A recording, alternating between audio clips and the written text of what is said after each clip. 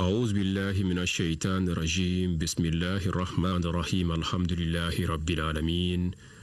والصلاة والسلام على أشرف الخلق سيدنا محمد وعلى آله وأصحابه وأتباعهم بإحسان إلى يوم الدين. أما المسلمون السلام عليكم ورحمة الله تعالى وبركاته. Ikaro ka fo gajaba jala ni alini nyoro ere chebe danchebo kilometri mugwa aniduru ni obe ka region fe. Ikaro ka fo sanwosa minye seku jaje basumye aleka saelema ziara obeke. O ziara nunu kondana sa minye basumlaka uka kabila uye anu kanu anu jenyogon nu teru ube wele blani bela jilema ka fara slamo bela jilen ka ukana ka chaya oluka saelema ziara mi ni obeke seku jaji basum tokola nyinenta infana akera kechugo nyumana welilikan blala ni makofolo ma slamo bela jile welilikan injabi ina fo akanga chugo mina ina fo slamere bo nyini sanga ni wati deun fe chugo mina mogo nana kabo Bamako kata gajaba jala ni kabo nyoro di saelire ku kunda ikaro kafo gajaba jala kan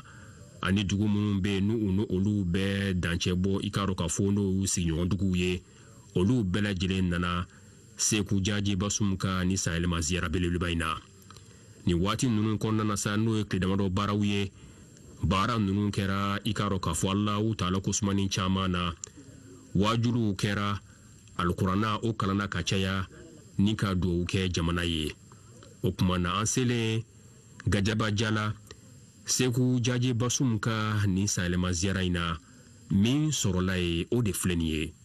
ango baraw barala kirako sallallahu alayhi wa alihi ako afdalul a'mali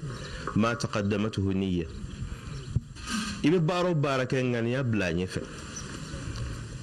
bara be aninye ngania di ni ngania nyena bara binye ala bi sala ni ngania manye bara tinye ala ti sala odlamba fo ala kana atu anga nyere ye kuma be ka tunu iyere la ika ala de ima di iyere ma ala de adi itate ala de tado wa ibising o Allah subhanahu wa ta'ala de o kuma ziyara ngania o ti dowere an jurmun tawde ambena andama kashi alala do de be wulu sona alay on sonu li ala fana be son ana ka son antama ina fo sheku jaje na nyohon ambu do ani alache Allah subhanahu wa ta'ala ka ya fa amma mate mami ni te porokoto ka doke alala angani ya fole alaka ya fa amma alaka jomba do be ko ibnu Ibrahim bun Adham abika tawafuke alkabala aka tawafu konnala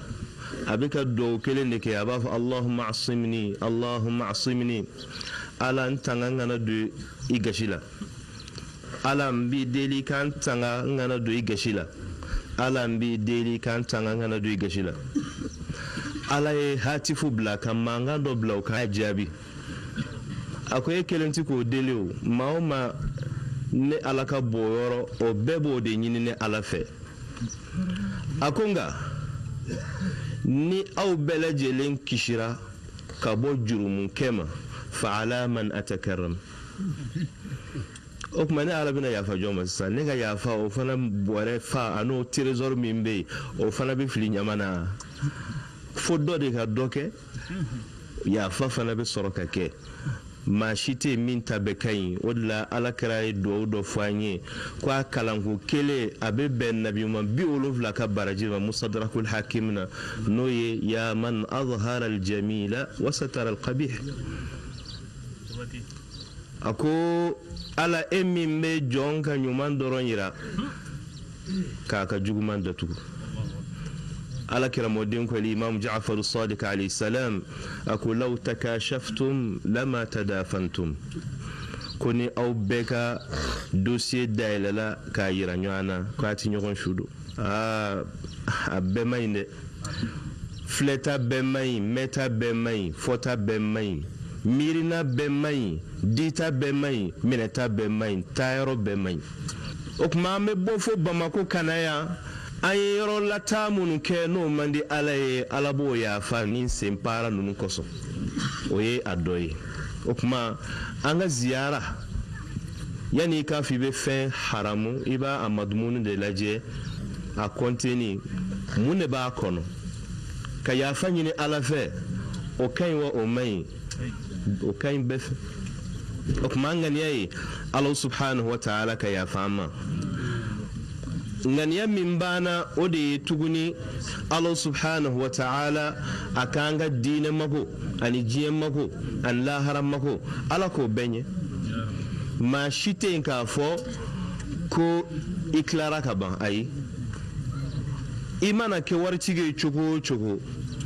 fɛnnin dɔ kelen don k'i ɲɛ gan o solution t'i bolo o bɛ ala ka jɔn dɔ de bolo f'i k'o sɛgɛrɛ o k'a tani sɔrɔ i la ko bɛɛ b'o cogo de la ala ka hakili ɲuman di an bɛɛ ma bamananw ko latigɛ ka kɔrɔ ni jɔn ye kuma banna ye a ko ni fɛn o fɛn n'o ye hadamaden sɔrɔ k'a y'i dimi n den taara ka bɔ n bolo n karamɔgɔ taara ka bɔ n bolo n balimakɛ taara ka bɔ n bolo n jigilamaa taara ka bɔ n bolo ko n'a y'i sɔrɔ walima n ka nafolo tiɲɛna ko n'a y'i sɔrɔ dugukolo in kan yan walima i yɛrɛ kunna a ka kɛ ala k'i ɲɛ ka yeli minɛ i la walima ka bana dɔ s'i ma ala k'an n'aw kisi bana jugu bɛɛ lajɛlen ma ko tɔɔrɔ o tɔɔrɔ n'a y'i sɔrɔ k'i k'a dɔn k'a fɔ ko ale ala ye o latigɛ a ka gafe la sani a ka se duguma yan a bɛ bɔ sanfɛ de ka jigin o tuma ko in bɔra ala yɔrɔ ka se dugumala ma ko o ka nɔgɔ ala ma a ko o kɔfɛ ale ala bɛ nin tɔɔrɔ ninnu se aw ma ani ka aw lajarabi o la ala jɔnya ani tasawufu ala kira mɔden ali ibn al-Husayn Zain al-Abidin alayhi salam ala batolo la masiri a y'a fɔ ko ala bato la ɲuman ani ala ɲɛsiranya ani zuhudu ko ala y'a bɛɛ fara ɲɔgɔn kan ni aya in de la likay la ta'asaw ala ma fatakum ala ma fɛn min d'i ma walima ala ye min d'i ma k'a bɔsi la k'i dusu kana kasi Sayyidina al-Husayn alayhi salam a den fagara a ɲɛna Karbala a y'a yɛrɛ dusukun la salo ni jumɛn ye a ko hawwana ma nazala bi annahu bi aynillah a ko ala kunan fɛ sabula n y'a dɔn a ma k'i ɲinɛma ni ne limani yɛrɛ a ma kɛ ala ɲinɛma aw k'a ka kadaw ye cogo min a ka da ala fana a ka da a ka taa don min cogoya min yɔrɔ min ala taara n'a ye ten aw ko cogo di likay la ta'asaw ala ma fatakum fɛn min taara ka bɔ aw bolo k'aw sɔn kana ja n'a ye ne ala t'a fɛ i kan ka min fɔ de inna lillahi anw bɛɛ ye ala de ta ye wa inna ilayhi raji'un anw minnu bɛ an bɛɛ bɛ sa san wɛrɛ ta bɛ kɛ laala i b'a sɔrɔ jabate fana to wajulu kɛ nka an t'o deli ala fɛ sisan ala k'an mɛn ka caman yafa ala k'an bɛ sababa ma Sayyidina Umar bin al-Khattab ani a denkɛ Abdullah bin Umar bin al-Khattab ala ka jɛn u bɛɛ lajɛlen ma u fila bɛɛ ka hadisa de bɛ yen ko innal mayyita yu'azzabu bi bukai ahli ko su n'a kɔmɔgɔw kasira ko ala bɛ su ɲangata ni kɔmɔgɔw ka kasi ye ni ne bɛ Bukhari la ko ala kira y'o fɔ nin kuma in fɔlen an ba Aisha ala ka jana ma ale ko hadisa in fɔbaga ko n'a ma ɲina a filila de ko ɲɛ tɛ ko ala kira ma nin fɔ ka da kan nin kumakan in ni kuranɛ principe bɛ ɲɔgɔn jɛ kuranɛ taabolo bɛ ɲɔgɔn jɛ kuranɛ ko de la taziru waziratun wizra ukhra dɔ ka jurumu ala tɛ maa dɔ minɛ o ma dɛ nin ye gasiba ye su la sa dɛ ne m'u bila u ka kasi k'an pini olu ka kasi kama ne da tɛ ne bolo k'a fɔ a y'an makun n'o tɛ n bɛ ka bugɔ ala ma tile o la dɛ an b'a Aisha ma sɔn a ye Umar ka hadisa n'a den ka hadisa ko n'u ma ɲinɛ u filila de a y'a fɔ tan o tuma e yɛrɛ fana ka na i hakili la baara in bɛɛ bɛ lajɛ kira de la o sallallahu alaihi wa alihi ala kira yala ka mɔgɔ dɔ fatura de la ka kashiya kashira muna kira b'a fɔ ko su bɛ ɲangata n'a kɔmɔgɔw ka kashi ale yɛrɛ ye min kɛ tuguni o tuma a yɛrɛ b'a a yɛrɛ sɔsɔ wa o tuma i b'a ye o la k'a fɔ hadisa in vraiment an ka bila a côté ala ka yafa ne n'aw ma ala ka hɛrɛ k'an n'aw ye ala k'an n'aw wasa ala k'an n'aw jigi tugu ciba bonya kama sallallahu alaihi wa alihi wasallam alhamdulillah sai ujaji ala ka jondo ala ka manyiman don ala ka wali judo ne to imam muhammad basum ne sai ujaji yelma ko nan nay ne fato ibrahim o fato umar mahmud o fato umar sek fade sek ujaji annana o ka ziyara de la madama ayaka hayatu beke kalan ani ala ko dila ale afa ani amar sek hamdallah ulu de kuye tirimay ulu de kalana ñogon fe murtani o kalani murtani kuma minani kalam bani sek ujaji nana afadugula ya sek amar hamdallah o timina ka taga dugula ni o hamdallah o taga tari o tewiya toru ni ñogon ce foga na so o kofe sek ujaji ba ni o hamajule o wulla be ka tan magan wati mina atemina terken fe hamdallah de do nyina bolo atamina kuma chama teminu no nche histoire ka banda madoni no konna la dengo gila de kumbe fayna ni o denche koy shiga alhamdulillah do kay anale sheikh jaji bangena o konna la ay sheikh jaji kalam qur'ana la watimnani aselen qur'ana la ataradi atoma alhamdulillah kaka kalam aselen toma ma dondala alhamdulillah tomno sundo kumbe alhamdulillah dondala ay jogo fladi ala men ala dali donina ala yake adon alhamdulillah atara sheikh ahmad alhamdulillah fino kumnani wayata kadi adenge balobama waya kala fiqh kitabu la akala lenga kumnani naka doni dafara abeka bosizan karamo shirada makakana bo fani bay abotala akunye jogo fladi alama yoro min tomno sumingoro ani sheikh ahmad alhamdulillah nana blasira woro lay akon toma idon tala dugina ye munde ke akonye jogo fladi alama yanka ala dali donna akonye nana donni ni ye doni soro way seginani waljuyaye wanye kalane ndima qur'ana hafiz alim didon woto hamadi tuguru ina kata ifenu woni wa hamadi toy unana ya meyana kana wayasra akorke hamajuli wode akorke ni way amajuli somay wokunye almamiye nga almamiye ama folo o yorola sheikh jaji moki hamad bilil kunye almamiye afa kunye almamiye ale talen kala yorola korke fana kera almamiye anatola alakira sallallahu alayhi wasallam ayef sugo da korkena almamina ki doken men tara kala yorola ala yasun donna ka waljiya dama nanana ka place indama afana wati fadiyatin jugatin nyokonatin anana domina ay doke wele ko insugora kibara foyina wa place fele ka almamiye akara almamiye ko konnala ay sambi wolon rani san sheginke almamiyala ale daga hayatu tafsir la ay san biworo an san seginge abi qur'an tafsir ke wa alqadido abi kitutige kalande mbabulu awula ya kabonya ya ay chograbay ka kome ay balmadu netlo mosama ani chograbay u bobe fakile mbakile bokar nyafo hasana jaji hasana fakile mbakile jaji hasana de seku jaji wolo nyafo hasana de bokar nyafo wolo o yetlo masamaye no ye bachiliwi fandon mo no ye basumi anyemu mi akakula kawula 1785 il est décédé en 1898 sans keme ani santan saba dafo munu ko nanye denko nuna kaye dentan duru soro musoman tan cɛman duuru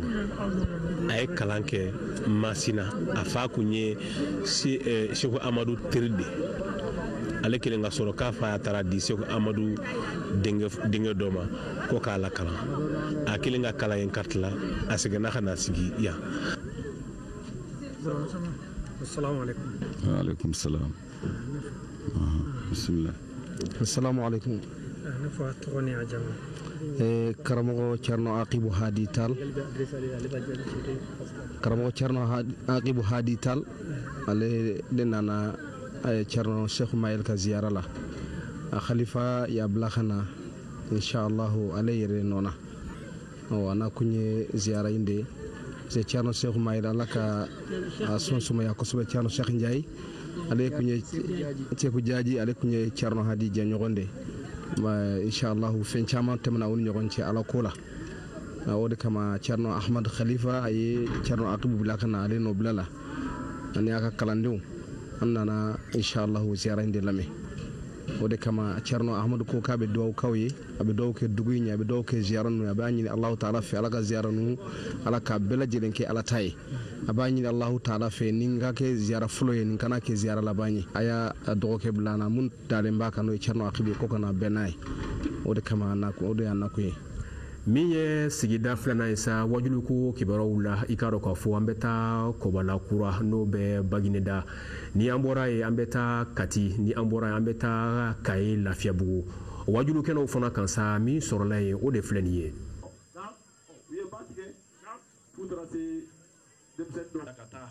an balima alisilamɛw assalamu alaikum wa rahmatullahi ta'ala wa barakatuh alakira sallallahu alaihi wasallam a ka zikiral mawlid n'o ye san yɛlɛma min alakira sallallahu alaihi wasallam an bɛ se k'a fɔ ni o y'a bange ni san yɛlɛma ye ni olu waatiw sera silamɛw bɛ i k'a dɔn k'a fɔ u bɛ ɲɔgɔn dalajɛ minnu kɛ ka kɛnɛ sigi wajulu kama nin waati in na an bɛ kɔbalakura min ye mukadim abdulayi jara ye san o san nin kɛra laada ale bolo a ka nin kɛnɛ sigi k'an ka dɔnnibagabaw wele a n'an ka alimamu a n'an ka sheku i n'a fɔ a b'o kɛnɛ a b'o bonya a b'o ta k'o di Sheikh Mohamad Shafi Jara ma n'o ye Modarabi Jara ka khalifa ye o kuma na o ni a balimaw n'a sinjiw olu bɛna kana fara kɔbalakaw kan ɲɔgɔn sɔn ka na nin waatiba in ka na a ɲɛnamaya o kuma na an selen kɔbalakura silamɛw yɛrɛ bɛɛ lajɛlen kɛlen ka welekan ninnu jaabi cɛ muso denmisɛn ani maakɔrɔba an ye min sɔrɔ a kɛnɛ ninnu kan sa o de filɛ nin ye ala b'a fɔ sala ne de tɛ aw ma ye wa niw ko ɔhɔ don min o don fɛn min yirala niw na o ye alakira de ye sallallahu alaihi wasallam o kama tuma min na an fa adama nana ni jarabili ko min n'a kan ka tɛmɛ ni o sira ye a tɛmɛna ni o sira ye a nana se tuma min na jarabi bɛna wuli tuma min parce que ala ka laɲiniw de don a bɛ fɛ a ka na dugukolo kan n'i bɛ fɛ ka fɛn giriman di mɔgɔ ma kabini a di waati n'i y'a yira a la ko a ka girin ni kulu ye a b'i labɛn a kama mɛ ni a nana kɛ ni gabakuru kilo 20 ye o la a bɛ lafiya kɔrɔ mɛ n'a fɔra k'i bɛna kulu de ɲu ni kilo 20 dir'i ma k'i k'o de ɲu i bɛ lafiya ala y'o de kɛ an fa adama na a bɛ fɛ ka jigin ka na dugukolo la a b'a dɔn a ma nɔgɔ donc o de kama a ko a ma kana jiri dun ka tila ka jiri jarabi k'a la tuguni jiri dunna pour que a ka se ka bɔ ka na jiri dunna tuma min ko i y'a dun donc o gɛlɛya min bɛ an fa adama ye o période min bɛɛ tɛmɛ a y'i jigi sɛmɛ jɔn na a y'i jigi sɛmɛ Seydina Muhammadu de la sallallahu alaihi wasallam o kosɔn Seydina Muhammadu ala b'a fɔ a ye kuranɛ kɔnɔ قل إن كان للرحمن ولد فأنا أول العابدين أكون ناصر الدين بي على في أكون سيدنا محمد دي أبتو بافلوي donc أتشيدي يكونو ni ala kira b'a fɔ ka hadisa kɔnɔ sallallahu alaihi wasallam kuntu nabiyyan aliman bi nubuwati wa adam bayna al-ma'i wa at-tin a ko ne ye nabi ɲuman ye min ka nabi ɲumanya baara kɛ o y'a sɔrɔ adama bi ji ni bɔgɔ caman dilan donc o yɔrɔ la an bɛna faamu ja kira tɛmɛnenw ka taa nabilayi nuhu na kana bila Seydina Isa la jaw na ni cika min bɛɛ ye u na ni adamadenw kisili min bɛɛ ye u na ni adamadenw sɔsirali min bɛɛ ye jaw nana ala kira ka tamhidu de kama kana ala kira ka ci ɲɛbila kɛ ala kira sallallahu alaihi wasallam kan ka na ni ci min ye ci gɛlɛman don et puis a bɛna bɛn ni maa minnu ye maa kunkolo gɛlɛnw don a bɛna bɛn ni diɲɛ laban maa minnu ye olu de ka ca fana donc fo baara ka daminɛ a ɲɛfɛ n'a fɔra anw ye ko kiraw tɛmɛna ko nuhu tɛmɛna a ye san 900 ani kɔ kɛ gɛlɛya la Ibrahima o ye san 200 ni kɔ kɛ gɛlɛya la Musa o ye san 40 kɛ gɛlɛya la Firawuna nɔfɛ Isa nana o kɔni o tama dan gɛlɛya ma u y'o minɛ k'u b'o fa hali n'u ma se k'a fa mais u y'a ɲini k'a fa kɔni u ye tɔɔrɔ min da olu kan ani Zakariyawu nana Yahya nana Suleimana nana n'u bɛɛ nana ja u bɛɛ nakun ye kana fɔ Muhamadu nato don bashiran wa nazira alhamdulillah o Muhamadi bashiru do sira jumɛn kan nisɔndiyaba do sira jumɛn kan o de kama Kurana b'a fɔ an ye y'a fɔ ye kuma daminɛ na n ko Alakira de ye kelen ye kelen min n'i bɛ fɛ i ka dɔ fara jate kan i bɛ jɔ a kelen yan fan fɛ n'i bɛ fɛ kelen ka kɛ 10 ye i b'a kɛ cogo di i bɛ na ni 0 ye a kiniyan fan de fɛ mais ni taara n'a ye a numanyan fan fɛ a bɛ kɛ kelen ni fu de a bɛ kɛ fu ani kelen de donc ni nana ye kiniyan fan fɛ a bɛ kɛ 10 ye o Alakira sallallahu alaihi wasallam e fi Ala ye dilanni kɛ a bɛ fɛ bɛɛ ka jɔ nabi ɲumanw kiniyan fan de la fo maa minnu ma sɔn n'o taara jɔ numanyan fan na o kama Kurana aya kɔnɔ a b'a f'i ye ashabul yamini ma ashabul yamin ashabul shimali ma ashabul shimali kiniyan fan jɔ tigiw ye jɔn ye ani numanyan fan tigiw ye jɔn ye maa min taara numanyan fan fɛ i ma fɛn fara jate kan n'i nana numanyan fan fɛ kiniyan fan fɛ e de bɛ se ka dɔ fara jate kan Alakira sallallahu alaihi wasallam a cira nin baara in de kama parce que numanyan fan mɔgɔw olu jɔn de b'u ci u ka taa numanyan fan na o ciden fana bɛ yen n'o ye Bilisa ye Bilisa mun y'a sɔrɔ parce que a ko n ma sɔn adamaden ye ko a danna bɔgɔ la ne danna tasuma na tasuma ka fisa bɔgɔ ye donc ne tɛ se ka sɔn nin ye yɛrɛbonya nana ne ko o yɛrɛbonya kelen n'a bɛ fɛ ka mɔgɔ o mɔgɔ ban kira la a b'i ban ni o yɛrɛbonya ten o de kosɔn Alakira ko sallallahu alaihi wasallam ko Ala ko an ma Kurana kɔnɔ ko a ye Kurana kɛ an ma fura ye basi ye an dusukun banaw ye donc o basili Alakira na ni o de ye n'i bɛ fɛ i ka nisɔndiya sɔrɔ i ka diɲɛ kɔnɔ i ka lahara kɔnɔ i ka ɲɛnamaya tɔ bɛɛ lajɛlen kɔnɔ i bɛ fɛ ka nisɔndiya sɔrɔ k'i b'i sɔgɔ o Alakira in na sallallahu alaihi wasallam a bɛ nisɔndiya kan minnu fɔ i ye k'a fɔ ne Muhamadu sallallahu alaihi wasallam ana sayyidu waladu Adama ne de ye adamadenw kuntigi ye a bɛ fɛ ka e de nisɔndiya sinon fɔ kun t'a la o Allahu akbar o don la fakhra ko waso tɛ dɛ maa dabɔ waso kama a b'a fɔ tuguni ana awwalu man tanshaqqu anhu al-ardu yawm al-qiyamah ne de ye maa ye maa fɔlɔ min bɛ wuli ni dugukolo bɛ fara a bɛ wuli k'a jɔ o dɔnnibaaw ko san 40 Alakira bɛ wuli sallallahu alaihi wasallam yawmal qiyamah kɛnɛ kan k'a sɔrɔ maa tɔw ma wuli ale bɛ taa mu'miniw ka dossiers bɛ bila a ɲɛ kɔrɔ ko a b'a lajɛ journalidenw kan ka kɛ minnu ye o dossier intervention bɛ kɛ k'a sɔrɔ journalidenw yɛrɛ baara ma daminɛ donc o Alakira sallallahu alaihi wasallam an b'a fɔ k'a cira nisɔndiya kama mun na arabu n'i y'a ye Alakira cira arabu cɛ la o y'a sɔrɔ arabu bɛ gɛlɛya kɔnɔ arabu tun bɛ désordre dan de la min bɛ se min kɔrɔ o bɛ bin o kan min bɛ se min kɔrɔ o bɛ bin o kan foyi t'i ye fɛn min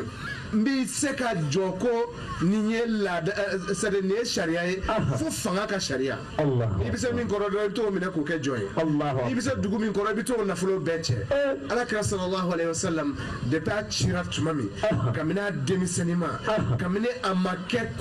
kɔrɔbaya ka nabi ɲuman d'a ma tuma min k'a to san 35 ɲɔgɔn na tuma min alikaba cira u bɛna alikaba jɔ u ye alikaba jɔ ka ban hajarul aswad bɛna bila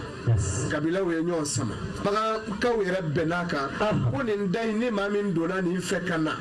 a ko o tigi an b'an ka sariya d'o ma n'o y'a tigɛ cogo min an bɛ ka jɛn n'a ye yɛrɛ an kana muru ta ɲɔgɔn kama parce que u laada de ye o ye o Alakira sallallahu alaihi wasallam Ala y'a kɛ mɔgɔ fɔlɔ min donna o ye Seydina Muhamadu sallallahu alaihi wasallam Seydina Muhamadu nana o y'a ɲɛfɔ a ye a ko baasi tɛ a y'a ka birifini ta k'a da ka hajarul aswad ta k'a bila sanfɛ a ko kabila kelen-kelen bɛɛ ka birifini fan dɔ minɛ birifili fan dɔ minɛ k'u k'a kɔrɔta ɲɔgɔn fɛ n'a kɔrɔta ɲɔgɔn fɛ o sera bila yɔrɔ la a yɛrɛ y'a ta k'a place kɛlɛ banna maa si ma kɛlɛ o y'a sɔrɔ nabi ɲumanya ma na fɔlɔ sallallahu alaihi wasallam ala ko Muhammadu ala mi ci foyi kama f'i ka kɛ hinɛ ye kana danfɛnw bɛɛ lajɛlen ma hinɛ Muhammadu ka nali hali digiɲɛ o bɛɛ ye nɛɛma sɔrɔ alakira nali la alakira ka bangeni o ye fɛn ye anw adamaden ma puisque ala b'a fɔ kuranɛ kɔnɔ ko ya ayyuhallazina amanu ittaqullaha wabtaghu ilayhi wasila ya aw mɔgɔ minnu limaniyara a ye yɛlɛyɛlɛsen ɲini ka se ni ala ma o yɛlɛyɛlɛsen ye jumɛn ye n'i ma tugu alakira kɔ i tɛ ala sɔrɔ ala ko a ye ne labato aw ka alakira labato ni maa min ma kira labato i ka bato ne ala mɔgɔ foyi t'a la alakira sallallahu alaihi wasallam an bi kuma dɔɔni fɔ alakira nali kan ani kira ka mujizaw kan ani kira kɛra hinɛ ye kana danfɛnw bɛɛ lajɛlen ma an bi dɔɔni fɔ o la ni maa min sigira alakira ka mɔgɔlu kɛnɛ kan n'i sigira ni hami min ye alakira bonya kɔsɔ ala b'o hami dilan an t'a kalama ko saga kama jeninen a kumana alakira sallallahu alaihi wasallam fɛ don dɔ la kira n'a ka sahabaw u bi k'u sen na yaala u taara bɔ musokɔrɔnin dɔ kan musokɔrɔnin a sigilen bɛ a ka so u y'u sigi kogo kɔfɛ a y'a mɛn kira bi ka na a taara saga kama jeni ka pɔsɔni k'a la ka n'a di alakira sallallahu alaihi wasallam n'a ka sahabaw ma o yɔrɔ la saga kama a kumana alakira fɛ ko ya Rasulullah kana ne dun pɔsɔni bi ne la o ye kira ka mujizaw ye don dɔ la alakira sallallahu alaihi wasallam a y'a ka sahaba dɔ ci a ka taa dugu dɔ la dugu in tɛmɛsira kungodalankolon don forêt don dugu in maa si tɛ se ka dugu in traverser wara dɔ de bi ye wara min ni k'i bi tɛmɛ dugu in na a b'i minɛ k'i dun alakira sallallahu alaihi wasallam a ka ciden nana se o yɔrɔ la wara fona ka na alakira ka ciden kan ciden ye min fɔ wara ye aw y'o mɛn wa a ko wara ma ana rasulullah sallallahu alaihi wasallam ala ka ciba ka ciden de ye wara ko ciden ma tɛmɛ ni taara i bi ka foli se alakira sallallahu alaihi wasallam alakira sallallahu alaihi wasallam kafiru u y'u jɔ k'a fɔ kira ye n'a sɔrɔ a ka nabi ɲumanya ni tiɲɛ don kalo min mi sanfɛ a k'a fɔ kalo in ka jigi ka na ale kira sɔrɔ dugu ma alakira sallallahu alaihi wasallam ala ko Jibril ma sɔni alakira kan deli n kanuɲɔgɔn kan deli Jibril k'i ka baara kɛ ala ye yamaruya di kalo ma kalo jiginna kana kira kun sanfɛ ka cini fila ye kelen donna kira ka guloki kiniyan fan fɛ kelen donna numanya fan fɛ ka tɛmɛ kana ɲɔgɔn kunbɛn sanfɛ ka munumunu kira kun sanfɛ ka nɔrɔ ɲɔgɔn na ka sɔrɔ ka taa sanfɛ o kɛra alakira Muhammadu sallallahu alaihi wasallam mais munna ni alakira ka bangini sera anw tɛ nisɔndiya mun na anw ka ka nisɔndiya anw ka ka yafaraha ni seydul ujudi sɔrɔli ye ni ma kɛ alakira kanuba ye ni ma kɛ alakira ka manto ye ni ala y'i kɛ alakira ka manto ye ala y'i kɛ maa ye maa min sukani na ala yɛrɛ fɛ ya rabbi kira mantoya ala ka an jidi ala amin ala ka an jidi ala kira kanu na amin ala tano ka ala barkada kada kan depuis an ye mauludun daminɛ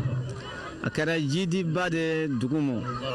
sɔrɔfɛnw na a kɛra jidiba de dugu fana ma diinɛ na ka d'a kan san o san mawuludu kɛnɛ kan maa minnu bɛ se ka tuubi ka don diinɛ ani maa minnu bɛ se ka wurudi yɛrɛ ta an tɛ hakɛ dɔn a la donc o de la an b'a fɔ a kɛra jidi ye a kɛra jidi ye anw yɛrɛ ma jama min bɛ e yɛrɛ ɲɛ b'a la salon ta jama ani nin tɛ kelen ye bon san o san dɔ de bɛ fara a kan dɔ bɛ fara a kan dɔ bɛ fara diinɛ de bonya kan donc an bɛ ala tanto kosɛbɛ kɛnɛ ninnu kan an ye fɛn caman ɲini ala fɛ an y'a ɲini ala fɛ dugu ni jiko b'a la ala ka ji nɔgɔya worobinɛw sɔrɔla an ye ala deli ala ka kuranko nɔgɔya kuranw sɔrɔla kɛnɛ nin fɛnɛ kan an ka falaw kɔnɔ ya bana tun bɛ an ka malo minɛ an tɛ balo tɛ sɔrɔ an ye ala deli ala barika la o banaw fɛnɛ nɔgɔyara donc an bɛ ala tanu ka ala barikada ka d'a kan fɛnɛ an ka seku n'o ye seku mola arabi a denw min b'a place n'o seku shafi a n'a balimaw o bɛɛ lajɛlen b'u sogo doni a n'an ka mɔgɔdamu n'an ka kalifaw ka n'an fɛ yan o bonya ni vraiment a y'an wasa kosɛbɛ an bɛ ala tanu la ka ala barikada an b'a ɲini Allahu taala fɛ sa ni sigi ninnu sa a bɛ kɛ ala jati de kama duwawu caman kɛra a kɔnɔna na alikuranɛ kalanna ka caya a ɲini Allahu taala fɛ Allahu taala ka basigi ala k'o kɛ jamana in kɔnɔ ala ka hɛrɛ k'a kelen kelen bɛɛ lajɛlen ni duwawu ninnu o minɛbaga ye ala dɔrɔn ala k'u minɛ kelen kelen bɛɛ lajɛlen ala ka san caman ta yira na an b'a fɔ assalamu alaikum wa rahmatullahi taala wa barakatuh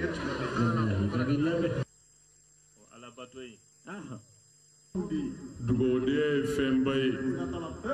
fɛn min ni dan foyi tɛ a bonya na tumaw na hala nafa ti dan silamɛya yɛrɛ dama kɔnɔna ma hali n'i kɛra kafiri i komi n b'o fɔ a ye n ka kuma bɛɛ la n'i kɛra dugawuden ye walahi kafiriya kama laharala ti bala k'i jeni mɛ dugawuden diɲɛ kɔnɔ ye ala t'i malo abada wuli bali wa silamɛya ka sira kan ala ye dugawudenya fɔ k'a gwɛlɛya ka taa se hakɛ dɔ la fo ala ye ala yɛrɛ batoli ani bangebaa fila bonyali k'o fara ɲɔgɔn kan aya kelen na kuranul karimu kɔnɔ ala b'a fɔ an ye wa kada rabbuka la ta'budu illa iyyahu wa bil walidaini ihsana a ko ne ala y'a latigɛ k'a diyagoya ne ala ka jɔn a kana foyi bato fo ne ala n kelen a ye ne ala kelen de bato a kana foyi bato ka fara ne ala kan muru fila kafoya ka ko ala ye kojugu ka fɛn wɛrɛ bato ka fara ala kan jurumu foyi ti kɛ jɔn fɛ min bɛ ala funu ka tɛmɛ o kan bilahi n'i ye fila kafoya lajɛ fɛn caman bɛ yen an jɛ an b'o la an ka jamana kɔnɔ yan k'a sɔrɔ o bɛɛ ye fila kafoya de ye bilahi muru n yɛlɛnna jinɛ la n bɔra jinɛ na ka taa nɔnɔ kɛnɛ kɛ ji la ka woro fili ji la ka woro bila dankun na nin bɛɛ ye fila kafoya dɔ de bilahi n'i ko i dara ala la kaban fɛn o fɛn ye nin setanɛ siraw ye o bɛɛ y'i ka haramu baatu ye n'i y'a kɛ o y'i kafiriyalen ye pele-pele ka bɔ silamɛya kɔ fila kafoya ka ko ala ye kojugu ala kana an ka fila kafoyi ala k'o kɛ kira bonya kama sɔla ala rasul o de la ala ye jagaseere da wa kada rabbuka ala ta'budu illa iyyahu a kana foyi bato fo ne ala n kelen mamuru ala ye mun fara a kan wa bil walidaini ihsana ne ala batolen kɔfɛ aw fɛ n kelen a y'aw bangebaa fila fɛnɛ bonya a ka ɲuman ko ala batoli ani dugawudenya n'o ye ɲuman kɛli ye bangebaa fila ye ala y'o de fara ɲɔgɔn kan sisan nin aya kelen in na ka bangebaa fila valeur n'u bonya n'u samandiya jira ka bɔ ale ala yɛrɛ ka kuma kɔnɔ o la muru dugawudenya ye fɛnba ye den o den kulonkari bangebaa fila la billahi ala b'i mago sa wuli bali muru ala ti fitiri wale o de la n b'a fɔ aw minnu ɲɔgɔn silamɛyara n'an ye silamɛya minɛ a tiɲɛ kan an tɛ se gosilen don silamɛya kɔnɔ sabu silamɛya de ye diinɛ ye min nana ni hakɛw ye a bɛɛ a dafalen fɛnɛ bilahi hakɛ si tɛ yen silamɛya bɛ min d'a tigi ma a y'a diyagoya den k'a lajɛ ala de y'i da n'a ka di ala ye a b'a fɔ an k'ale dɔrɔn bato mɛ ala mɛ da o ma a ko n'a ye ne bato n kelen a bangebaa filaw a ye ɲuman k'olu ye ladiriya bɛ tɛmɛ o kan ne ala de y'a da n kelen nka an m'aw da sababu kɔfɛ aw sababu ye bangebaa fila min ye ne ala bato ne kɔfɛ a y'olu fɛnɛ dɔn a ka ɲuman k'u ye muru ladiriya tɛ tɛmɛ nin kan dɛ wa o cogo kelen don muru ala ladiriyara silamɛya ladiriyara ka hakɛ bɛɛ segin a tigiw ma bilahi ni silamɛya kɛra a tiɲɛ kan hakɛ bɛɛ dafa an b'a la a ye hakɛ dɔ di den ma min kan ka dafa bangebaa ye ka dɔ diyagoya bangebaa yɛrɛw kan u ka kan ka min dafa u denw ye ka dɔ di muso ma a ka kan ka min k'a cɛ ye ka dɔ di cɛ ma a ka kan ka min k'a muso ye ka dɔ bila sigiɲɔgɔnmaw ni ɲɔgɔn cɛ ka hakɛ bila silamɛw dama ni ɲɔgɔn cɛ bilahi hali silamɛ ni kafiri cɛ hakɛ dɔ bɛ yen kana se ka fiyɛ k'a fɔ kafiri don i n'a bi jɛjɛ cogo min ka di ye i b'a tɔɲɔ n'i y'o kɛ bilahi ala ti yafa i ma hakɛ dɔ bɛ silamɛ ni kafiri cɛ k'a fɔ e ye silamɛ ye n'i ye kafiri ka hakɛ tiɲɛ lahara don ala ti yafa i ma fiyewu wuli ba dun bilahi hali mɔgɔ n'i ka sokɔnɔ daba gansan hakɛ dɔ b'aw ni ɲɔgɔn cɛ tari ma faamu i ka saga wali i ka ba i ka wulu i ka jakuma i ka sɛ i ka kɔnɔ e de ta don e de y'a san e de b'a bolo mɛ bilahi hakɛ b'i n'a cɛ silamɛya la n'i y'a tɔɲɔ lahara ala ti yafa i ma muro ɲininkali kɛ ala delila ka ban musokɔrɔba dɔ ka bato la k'a sɔrɔ a selila a sunna a ye jaga bɔ a hijira a mɛ ala ko tan ala ko fɛn o fɛn man d'a ye a y'a bɛɛ ye k'a to yen munna ko sabu a ye jakuma tɔɲɔ ka jakuma faga o kama ala banna musokɔrɔba ka bato bɛɛ la k'a ta jahanama kɔnɔ jakuma tora so kɔnɔ tɛ tɔɲɔ kɔnɔ musokɔrɔba bolo fo kɔngɔ ni mina y'a fa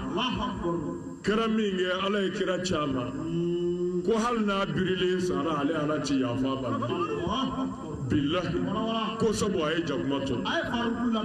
silamɛya ka laadiriya lajɛ silamɛya ka laadiriya lajɛ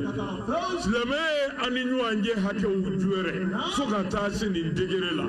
mɔgɔ bɛ se ka taa jahanama kɔnɔ i yɛrɛ ka daba maralen tɔɲɔni kan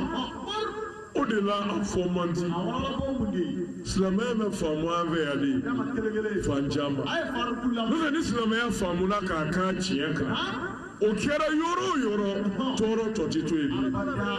bilahi muro kuranɛ yɛrɛ de b'o sabati n'i ye suratul anbiya yi lajɛ sitigi ala ye min fɔ an ye silamɛya nakun na kelen dama don o ye jumɛn ye ala ko kira ma wa ma arsalnaka illa rahmatan lil alamin muhamadu ne ala m'i ci kana diɲɛ kɔnɔ foyi kama fo hinɛ yafa danfɛn bɛɛ ye danfɛn bɛɛ ka balo hinɛ kɔnɔ ka balo bonya kɔnɔ ka balo lafiya kɔnɔ m'i ci foyi kama ni o tɛ tarima o hinɛ min fɔra ala fɛ diinɛ nakun na muru a bi sabati di ne ni hakɛ ninnu dafa cogo ɲuman ye e yɛrɛ k'a lajɛ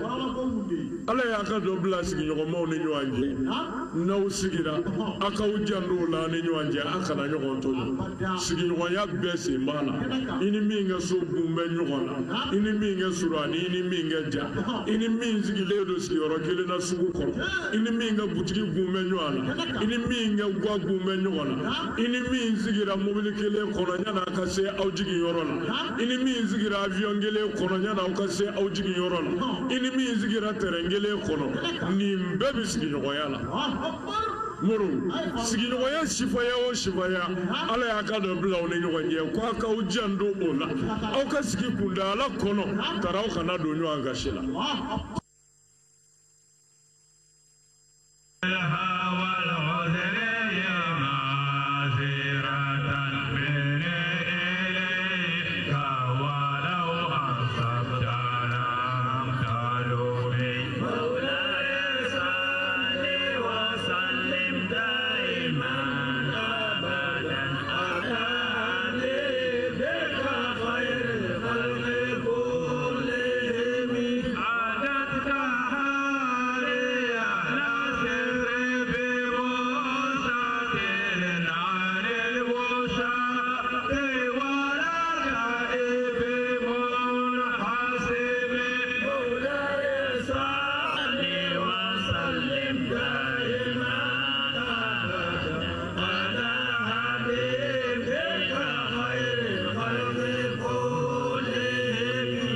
أعوذ بالله من الشيطان الرجيم بسم الله الرحمن الرحيم الحمد لله رب العالمين اللهم صل على سيدنا محمد وعلى آل محمد وسلم أفلباو أمبي أوفوني الإسلامية كفولي نودي السلام عليكم ورحمة الله تعالى وبركاته سلام مسو كاتومي بي كاي لافيا بو سود لا نو تقدالن بي an kuntigi Muhammad kishi ani nema baye furu muso noye amba kadijatuye ni silame muso nu chesi lembe dine kalanina kosobe kasobu ke we kalan ro daile muso be kalan ro mina uka dine udonina o we mauludu kana sigi sibiri temele o kera Muhammadu fofana kadala lafia bugundu bale wole ko fof o ninkena inka miye blasirali chama kera kanyasi muso ma o shekne kalandon wera fana kumbe ekene kan nuka kalifa e no ye aide aidra ye we laila la chama fo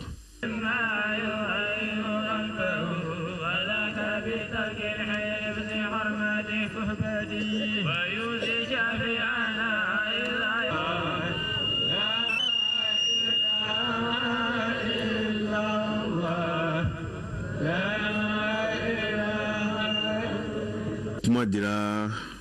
kalande dawma wala ndamba bal muso na de muso bolobi wode islamic hake islamic nyoka oy woro a folo ni na bena iba fo ni islamic foli no de assalamu alaikum wa rahmatullahi taala wa barakatuh aflana na yiwele beta ga wele kan jabi asabana na ya kono je yebi kono je ananna na tisura iba ka tisuga lamne aduruna na bana na ibeta fo aworona na faturunya ibeta ka janajala ore kuma balamso na odemso bulo. Assalamu alaikum wa rahmatullahi ta'ala wa barakatuh. Min adabi talabul ilmi juwa munuka ka doni nyininina kala rasulullahi sallallahu alaihi wa alihi wa sallam ala kirako kisi nema bana samagowi kala mujahidu ko la yata'allamu al-ilma musta'id magamalu ya bagatate doni sara wala mutakabbirin ani magakunjaba ina fo chogoroba do we musagoroba do kamalu ya kisigi densen koro kila kana ne balma silamo bani na be fe chema fara musoba fara ka an be ga je ka an dines ni mane a jose ni woro de a folo ikada ika alala a flana ikada alaka kitabula a sabana ikada alaka cideuna a nanina ikada alaka melekiyawula a duruna ikada kiyama jodona a worona ikada latege heralama ana toralama la ntunye limaniya jose woro ye ka fo mbalma islamiw ye alaka andemena barika ye o temelen ko uka karamogo no ye chono sedu barwe ni Abubakar Traoré nde Chelsea lembe muso nunu bise ka kwa dine nyado chukome ni ala kira ya ka haju bla ka alqur'ana la me fama baluna ngana ambi munu ola okmangan geleya ambi watini minka ya ka surun ko jugu ako minu limanyara ne alala o kera ne ala tiruye o kera nga jongni ne ala ye ukamu ka nyallama olo lahara ka bla unye akome mini sodiya ko duma nyala ala be mindi nyala ni sodiya ola o de ni ambe ni sigi ni munuke o kan ni sigi be u yere de ka bara do u yere de ka labendo u yere de ka nafulo do u yere de ka wili anuka jiro jado o ya ka la fin kelen pe de kama o ye jumaye ko ni ala chala gla ni flana bala o ye de aminu ta kalama ko kalan yoro be quartier kono anga bo akalama wa hal nambora kalama kalan yoro be abe nafa juman se mogoma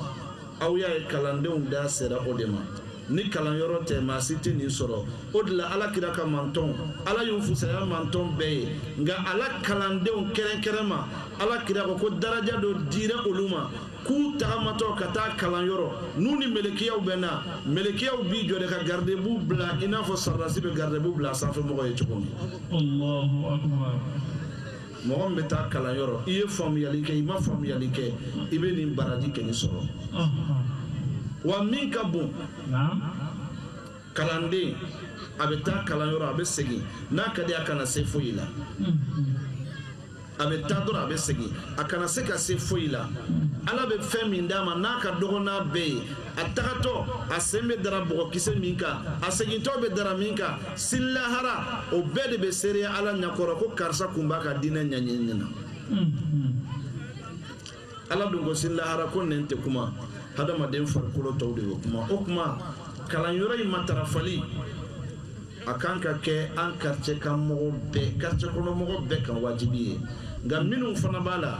u kana salaya u ka dɔ fara u ka farifoni kan sabula hɛrɛ mun bilalen bɛ u ye lahara de u b'a dɔn alakira sallallahu alayhi wa alihi wa sallam a ka mantɔn in olu ka hɛrɛ bɛ maralen ala bolo ka se lahara de kɔnɔ wa n bɛ min fɔ an denmuso y'a fɔ yan maa tɛ kɔrɔ kalama maa tɛ bonya kalama an balima alisilamɛw an ye min sɔrɔ lafiyabugu silamɛmusow ka kɛnɛ kan n'o ye na kadijatu ye n'u ka tɔn tɔgɔ dalen b'o la o de kun ye nin ye a kɛto b'o kan sallallahu mamadu min ye sigi sabanan ye musow tɔgɔladon kibaruyaw la sa i k'a dɔn k'a fɔ an ye walanda an y'o kɛrɛnkɛrɛn n'o ye muso yɛrɛ jɔyɔrɔ ye an ka sutew kɔnɔna na walanda ye wala bɛnna maa min fɛ sa o ye madame bagayo aisha keta ye ani a ka maa welele madame sise zenab keta olu ye min sɔrɔ ka di an ma o de filɛ nin ye alhamdulillahi allazi kalaka zakara wal unsa hamdan kasiran tayyiban mubarakan summa salatu wa salamu ala mabuusi rahmatan lil alamin alqa'il an-nisa'u shaka'ikur rijal ambal mal islamew assalamu alaykum wa rahmatullahi ta'ala wa barakatuhu amba irawla ka fobi anga walanda konnana ani ambal mamso de be keneka amina kuma kira sallallahu alayhi wa sallam aye bonya min di an mano islame musoye aye karama min di an mano islame musoye awasra islame musoye ala kira sallallahu alayhi wa sallam aye min di an mako Allah ta'ala ko koninde an joroye ka an ka kanini o ba an bo nga keren ne nyana an kan ka bara jumenke an shiso kono quartier kono ani jamana kono amena bi walanda sigi o de ka min bato amena famnyali ke anga dine na anga do ka foni dine ni islam muso bonya nga aye muso bela jelen bonya nga keren ne na an islam muso wasara ni ala kira ka sonye min dira anma ani mami be nyogon fe o ye madame Sise Seyda Zainab Keita salamu alayki wa rahmatullahi ta'ala wa barakatuhu aywa Seyda ngani ngali folo bena boli minka oye alakira sallallahu alayhi wa sallam aye joro jumen di an makanye musoye amise ko fa an shiso kono ani jamana kono alhamdulillah rabbil alamin aisha ika ni ngali kan ko sebe me yani ngi ka question jabi ba fe kanda se point dama uma pour que ka yiri la ka fo Allah subhanahu wa ta'ala yi adama demba de façon générale katlaka ou be kenye ku be bonya ku be karama amba yi anga dine kono nana qur'ane kono Allah subhanahu wa ta'ala yi keni ke بين الرجال والنساء في الأصل وفي المساواة في التكريم وفي التكليف وفي الجزاء والعمل وكرة مي الله سبحانه وتعالى كيني كي جاني مسوتي أفلا ببورا لسلوك لنا ما من الله سبحانه وتعالى يعفو سورة النساء كنا بعد أعوذ بالله من الشيطان الرجيم يا أيها الناس اتقوا ربكم الذي خلقكم من نفس واحدة وخلق منها زوجها وبث منهما رجالا كثيرا ونساء بأطمنني أيا كنا أنا أم بعد كفوك الله سبحانه وتعالى بك كمان يشي أدم الدين بلا جلما ما من يعفو يا أيها الناس أو أدم الدين أيسرا أو ماني ألمي أو دا كبوني كلنا ونيكلي مفلني الله سبحانه وتعالى فلو لك سيدنا أدم دا كسروك أمبا أو دا كبو أنفا أدم غلقالا الله سبحانه وتعالى تلارك فو وخلق منها زوجها كتلك ونيكلي مفلني ودي أنفا أدم نمبا هواي ك afuru ɲɔgɔn bɔ a la furu ɲɔgɔn min filɛ nin ye ka cɛ bɔ a la ka muso bɔ a la ka tila ka cɛ caman bɔ olu la ka muso caman bɔ olu la bon o tuma na an b'a faamuya ni aya in na ka dɔn k'a fɔ ko adamaden bɛɛ lasilo ye kelen ye an bɛ tila k'a ye tuguni suratul Isra kɔnɔ Allah subhanahu wa ta'ala b'a yira na k'a fɔ ko adamaden ale ye adamaden bɛɛ karama cɛ ma bɔ muso la muso ma bɔ cɛ la a ye bɛɛ lajɛlen de karama tuma min na a y'a fɔ suratul Isra kɔnɔ ba'da a'udhu billahi minash shaitanir rajim wa laqad karramna bani adam wa hamalnahum fil barri wal bahr wa razaqnahum min at-tayyibat wa faddalnahum ala kaseeran mimman khalaqna tafdila. Allah subhanahu wa ta'ala ko an ye bani adama adamaden bɛɛ bonya k'u karama ka tila ka u ka déplacement a y'u bonya k'u karama i b'a ye sisan nɔ bonyali fɛn ala ye bonyali caman kɛ adamaden i m'a ye Allah subhanahu wa ta'ala ye adamaden da ka bonya adamaden a bɛ dumuni kɛ n'a tɛgɛ ye bagan dun an b'u ye u bɛ tagama bolo min kan u bɛ tila ka dumuni kɛ n'o ye an bɛ tagama n'an bɛ tagama an kun kɔrɔtalen de bɛ tagama mais baganw filɛ nin ye n'u bɛ tagama kun birilen bɛ tagama ka tila ka adamaden da k'a da lahalaya cɛ ɲuman bɛɛ lajɛlen na i n'a fɔ a y'a fɔ tuma min na kuranɛ kɔnɔ walaqad khalaqna al-insana fi ahsan taqwim an ye adamaden da lahalaya cɛ ɲuman bɛɛ lajɛlen na bon o tuma na ka tila ka déplacement nɔgɔya aw ye dugukolo in sanfɛ ani ji sanfɛla la i m'a ye a ye fɛn caman labila an ye an bɛ se k'an ka déplacement kɛ n'a ye cogo min na bon o tuma na o ye ala ka bonyali dɔ de ka tila ka an sɔn nɛɛma ani hɛrɛ caman na ka tila ka an fasamantiya ka tɛmɛ danfɛn caman kan o bɛɛ ye ala ka fasamantiya ye mais nin aya in fana na Allah subhanahu wa ta'ala ma cɛ bɔ muso la a ma muso bɔ cɛ la a fila bɛɛ de kelen ala yɔrɔ n'a y'a ye tuguni binisba li taklif kɔrɔ ye min ye o de ye obligation min bɛ cɛw kan o obligation kelen de bɛ musow kan diinɛ kɔnɔna na o kɔrɔ ye min ye Allah subhanahu wa ta'ala kelen k'a fɔ surati zariyat kɔnɔ wa ma khalaqtul jinna wal insa illa liya'budun ma jinɛ ni adamaden da dɔwɛrɛ kama n y'aw dan pour que ka ne Allah subhanahu wa ta'ala bato bon o tuma na adamaden bɛɛ lajɛlen dali a kun ye min ye o de ka Allah subhanahu wa ta'ala bato différence fosi t'a la cɛ kan ka ala bato ka ala ka sara n'a ka hinɛ ni fasamantiya ɲini cogo min na muso kan ka ala bato ka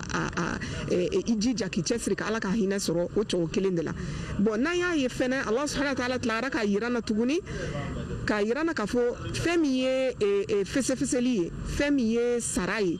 ala yɔrɔ cɛ ni muso fana bɛɛ ye kelen a la tuma min na Allah subhanahu wa ta'ala fana y'a fɔ fastajaba lahum anni la udi'u amala amilin minkum min zakarin aw unsa ba'dukum min ba'd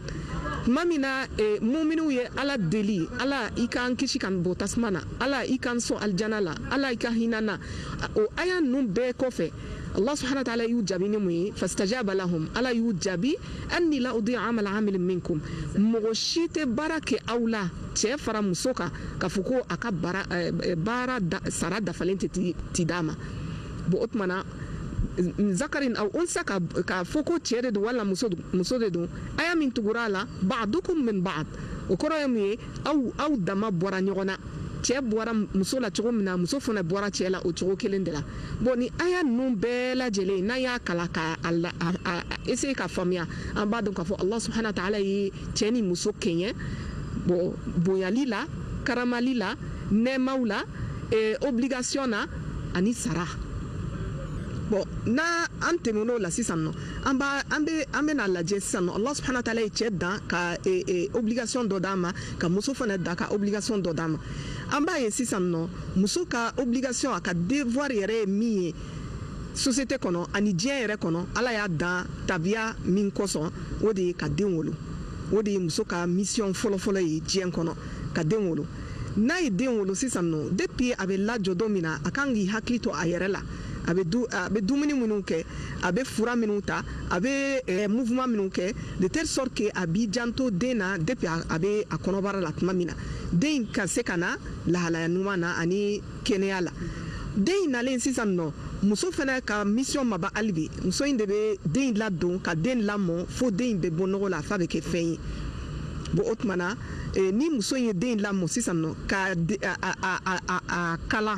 k'a dege ladabu la k'a dege jogoɲumanya la k'a dege diinɛ na k'a dege ala ka sira la o de bɛ kɛ sababu ye den bɛ kɛ sini cɛ ye o de bɛ kɛ sini muso ye bon o tuma na est ce que muso ka mission banna muso ka mission ma ban hali bi muso ka mission bɛ tila ka continuer an b'a ye muso ka jɔyɔrɔ ye min ye a ka furuso kɔnɔna na cɛ c'est vrai que Allah subhanahu wa ta'ala y'a fɔ ar-rijal qawwamuna ala nisa ala ye qawama di cɛw ma olu de ye dutigiw ye olu de ye premier responsable ye furu kɔnɔ mais muso fana ye responsable a ka du kɔnɔna la ale fana de premier responsable a ka du kɔnɔna la parce que ale de b'i janto du kɔnɔ ni denmisɛnninw ani cɛ ka bolofɛn bɛɛ lajɛlen na bon o tuma na sisan nɔ muso ka mission ma ban hali bi ale b'i janto du la ale de bɛ denmisɛnninw ladon ale de bɛ cɛ somɔgɔw ladon ale de bɛ cɛ ladon a b'i hakili to a ka du kɔnɔna na de telle sorte que a bɛ baara caman kɛ du kɔnɔna na de telle sorte que a bɛ se ka cɛ nafa k'a yɛrɛ boloma dɛmɛ cogo min na est-ce que muso ka mission banna muso ka mission ma ban hali bi muso bɛ tila ka bɔ ka taa dugu kɔnɔ ka taa baara kɛ an b'a ye sisan nɔ silamɛya ma kɔn k'a fɔ ko muso kana bɔ ka taa baara kɛ muso bɛ se ka baara kɛ a bɛ société min kɔnɔ de telle sorte que a bɛ se ka nɔ bila ka a yɛrɛ nafa a ka société la k'a yɛrɛ nafa ka tila ka a silamɛ mɔgɔ wɛrɛ nafa muso bɛ se ka kɛ karamɔgɔ ye muso bɛ kɛ docteur ye muso bɛ kɛ sage femme ye muso bɛ kɛ ingénieur ye hali muso bɛ kɛ sɔrɔsi ye an y'o bɛɛ ye bon silamɛya ma kɔn muso jɔyɔrɔ tɛ fitinin ye hali société kɔnɔna na bon o de y'a tɔ an b'a faamuya muso kɔni a bɛ rôle caman jouer depuis a b'a a ka foyer kɔnɔ a ka société kɔnɔ hali diɲɛ yɛrɛ kɔnɔna na. Seyda Zainab Keita kuranɛ aya dɔ bɛ yen وقرنا في بيوتكن ولا تبرجنا تبرج الجاهلية الأولى ni aya in kɔrɔ ye di. Alhamdulillah rabbil alamin i ka ɲininkali in ka ɲi kosɛbɛ parce que ni aya min filɛ nin ye Allah subhanahu wa ta'ala ye aya caman yira n na kuranɛ kɔnɔ an b'a fɔ ko ladabu aya a bɛ ladabu caman yira n na kuranɛ kɔnɔ aya caman na bon ni aya min filɛ nin ye o fana ye ladabu dama dɔ de b'a kɔnɔna na il faut que an k'o faamuya ka baara kɛ n'a ye bon ni aya in kɔnɔna na tuma min Allah subhanahu wa ta'ala y'a fɔ waqarna fi buyutikunna wala tabarrajna tabarruj al-jahiliyati al-ula wala waqarna fi buyutikunna o min filɛ nin ye aya in kɔnɔna na ladabu fila de b'a la a fɔlɔ ye min ye al-qarar fi al-manzil aw fi al-bayt qararu kɔrɔ ye mun ye muso ka basigi muso ka to a ka so kɔnɔ mais yani ni nin fɔra ɲininkali dɔ bɛ se ka kɛ est ce que muso ka bɔli haramuyalen don silamɛya la wa an b'a dɔn k'a fɔ ko muso ka bɔli haramuyalen tɛ silamɛya la mais Allah subhanahu wa ta'ala kan bɛ min ma yan nɔ o de ye muso ka i jija n'a bɛ bɔ kun dɔ de ka kɛ a ka boli la o de y'a to kira alayhi salatu wasalam a y'a fɔ a ka hadisa kɔnɔ a y'a fɔ an ba umu data ye a y'a fɔ a ye qad azina Allahu lakunna an takhrujna li hawaijikunna Allah subhanahu wa ta'ala kira alayhi salatu wasalam a y'o fɔ an ba sawda ye o kɔrɔ ye min ye Allah subhanahu wa ta'ala jɛna n'a ye aw ka bɔ ka taa aw mago la ni mago bɛ aw la kɛnɛma aw bɛ se ka taa aw ka mago la ka taa aw ka ci ɲɛnabɔ ka na muso bɛ se ka bɔ ka taa ka kalan na ka taa mɔgɔw kalan ka taa ka feere la ka taa ka sanni na min ka gɛlɛn dɔrɔn kun de ka kɛ a ka boli la mais muso ka bɔ ka sɔrɔ kun t'i ka boli la o kɔni o de kunnen don ala ma jɛn n'o ye o man di Allah subhanahu wa ta'ala ye bon ni n'an ye aya fan kelen ta wala tabarrajna tabarruj al-jahiliyat al-ula bon o tuma na n'a ma ɲɛ i bɛ bɔ bɔli dɔ critère dɔ de bɛ yen fo o de ka dafa pour que i ka se ka bɔ wa adamu tabarruj ka tabarruj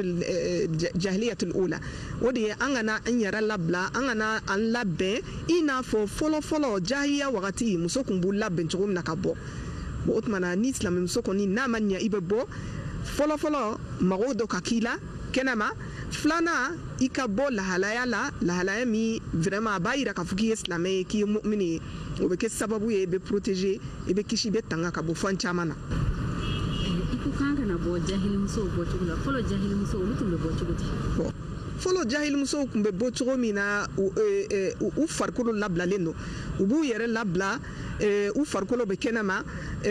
u bɛ fɛn dɔw fɛngɛ u sen na kɔnɔkisɛw ni bololanɛgɛw dɔw don u sen na n'u bɛ bɔ u bɛ mankan bɔ u farikolo bɛɛ bɛ kɛnɛma kunsigi ninnu bɛɛ bɛ kɛnɛma o bɛ kɛ sababu ye Allah subhanahu wa ta'ala y'a fɔ kuranɛ aya dɔ la fayatma allazi fi qalbihi marad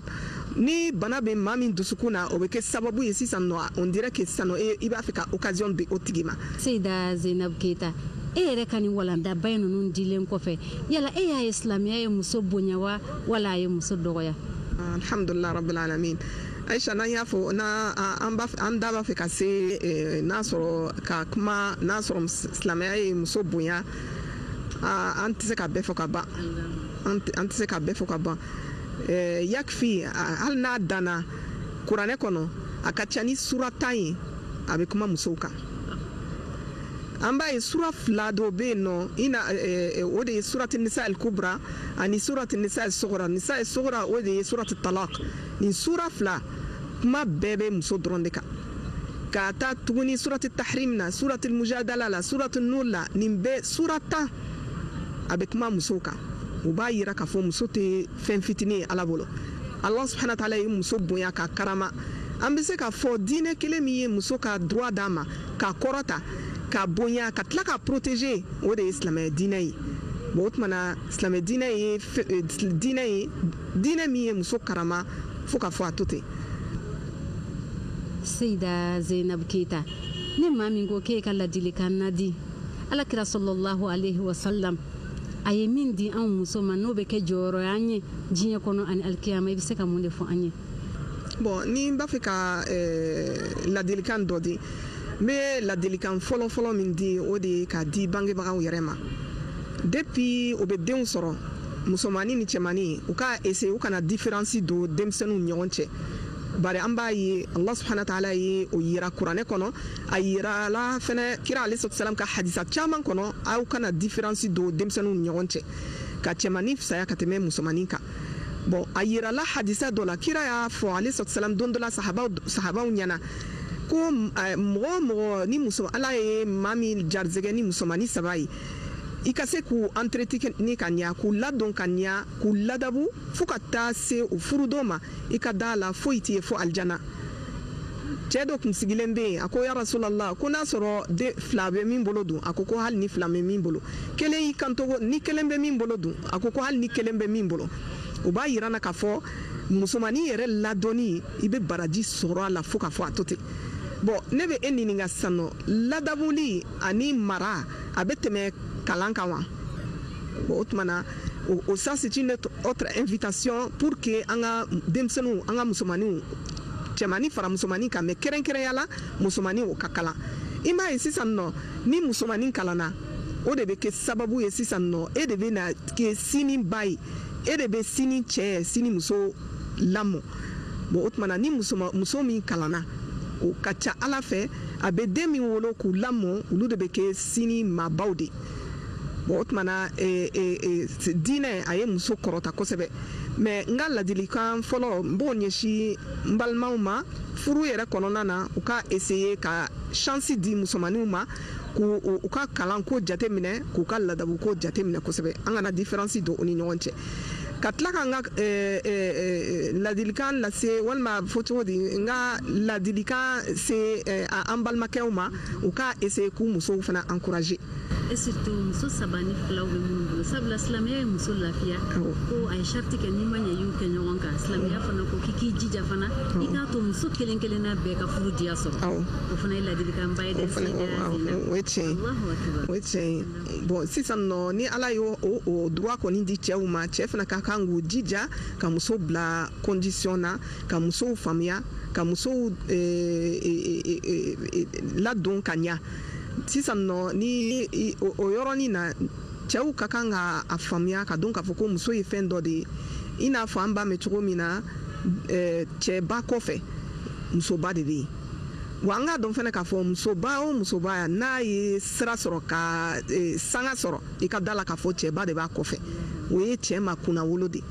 o ye cɛ ma kunnawolo de muso o muso arrivera i bɛ taa sɔrɔ furucɛ dɔ de tun b'a kɔfɛ min b'a encourager. Bon o yɔrɔ la e ka kan ka content mais an b'a ye an balima dɔw bɛ yen nɔ u tɛ muso encourager o bɛ kɛ sababu ye hali ni muso b'a fɛ ka kɛ fɛn ye hali ni muso b'a fɛ ka nɔ bila société kɔnɔ vraiment a bɛ dan sira la bon o tuma na an balimakɛw i n'a fɔ kira alayhi salam a y'a ɲini an fɛ an ka muso depuis denmuso a ka kɛ furumuso ye a ka kɛ balimamuso ye a ka kɛ tanti ye an ka encourager an ka soutenir tuma bɛɛ lajɛlen na wa an b'a ɲini fɛnɛ an ka société kɔnɔna na société ka kan ka kɛ société min ka kan ka kɛ société min bɛ muso encourager ka muso kɔrɔta ka muso soutenir sanga ni wagati bɛɛ lajɛlen wa n ka wele laban n b'o ɲɛsin an ka dirigeants ma tiɲɛ yɛrɛ yɛrɛ la u ye caman kɛ mais an b'a ɲini u fɛ hali bi u k'u hakili to muso la hali bi u k'u hakili to muso la u ka essayer ka ateliers ni conférences ni projets ni fɛn caman ɲɛsin muso ma de telle sorte que muso bɛ se ka taa ɲɛ cogoya min na. halisa Zainab an bɛ janni an ka walanda in kuncɛ n bɛna ɲininkali dɔ d'i ma an b'a dɔn k'a fɔ silamɛ ɲuman b'a ka dalilu ta rasul sallallahu alaihi wasallam ale de la a ka kɛcogoyaw a n'a ka hadisa sanumaw ani ale yɛrɛ ka ɲɛnamaya ye lafiya ni diya ye yala alakira sallallahu alaihi wasallam ale n'a furumuso ninnu o tun bɛ cogo di dɛ. alhamdulilahi rabbil alamin kira ale salatu wasalam a ye misaliya ɲuman bɛɛ lajɛlen de di an ma